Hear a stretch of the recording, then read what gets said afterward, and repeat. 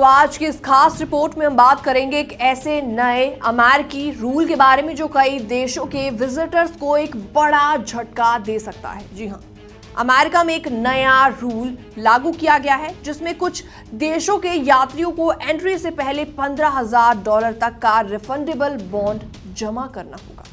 चलिए आपको इसके बारे में सारी डिटेल्स देते हैं। हेलो एंड वेलकम, मैं हूं आपके साथ प्रेरणा कौशिक और आप देख रहे हैं एनबीटी इंटरनेशनल।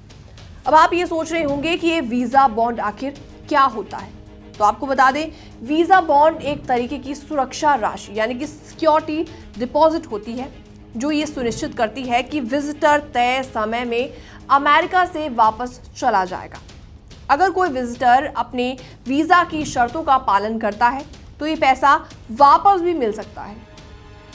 तो अब अमेरिका में 12 महीनों का पायलट प्रोग्राम शुरू किया गया है जो B1 यानी बिजनेस और B2 यानी टूरिज्म वीजा होल्डर्स पर लागू होगा।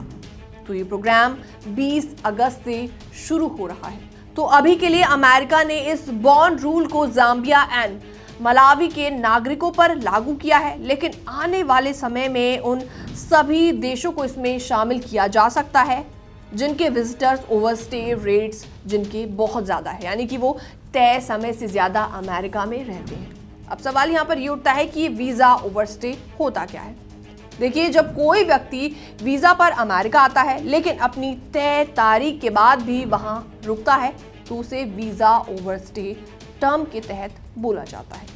तो एक अनुमान के मुताबिक अमेरिका में लगभग 40% अनडॉक्यूमेंटेड माइग्रेंट्स ऐसे ही ओवरस्टेयर्स हैं, यानी कि उन्होंने लीगल तरीके से एंट्री ली लेकिन टाइम पर वो वापस अपने देश नहीं लौटे। तो इस रूल के तहत 3 तरीके के बॉन्ड अमाउंट तय किए गए हैं, एक $5,000, एक $10,000 और तीसरा $15,000। तो कुल मिलाकर ये वीजा ऑफिसर ये बॉन्ड का अमाउंट तय करेगा एप्लीकेंट की सिचुएशन देखकर, जैसा उसका travel reason, income, job, education और दूसरी पर्सनल डिटेल्स होंगी। तो ऐसे में स्टेट डिपार्टमेंट ने इस पर बोला है कि कुछ खास सिचुएशंस में जैसे कि ह्यूमैनिटेरियन केस या फिर गवर्नमेंट ट्रैवल बॉन्ड वेवर भी दिया जा सकता है। तो इस तरीके के बॉन्ड सिस्टम को कुछ और देशों ने पहले ट्राई किया था, जैसे कि यूके ने 2013 में कुछ हाई रिस्क देशों के लिए वीजा बॉन्ड लाने की कोशिश की थी, लेकिन पब्लिक बैकलैश के बाद ये प्लान कैंसिल करना पड़ा। न्यूजीलैंड ने भी एक समय पर ऐसा सिस्टम अपनाया था। तो सवाल ये उठता है कि कौन कौन से देश इस लिस्ट में आ सकते हैं, क्या भारत भी इस लिस्ट में शुमार होगा? डिपार्टमेंट ऑफ होमलैंड सिक्योरिटी की 2023 की रिपोर्ट के मुताबिक हेती, यमन, म्यांमार और कई अफ्रीकन कंट्रीज के विजिटर्स ने सबसे ज्यादा वीजा ओवरस्टेज किए हैं। इसके अलावा वो देश जहां सिटीजनशिप बाय इन्वेस्टमेंट स्कीम है, यानी कि सिटीजनशिप खरीदने का ऑप्शन, उन्हें भी इस लिस्ट में डाला जा सकता है।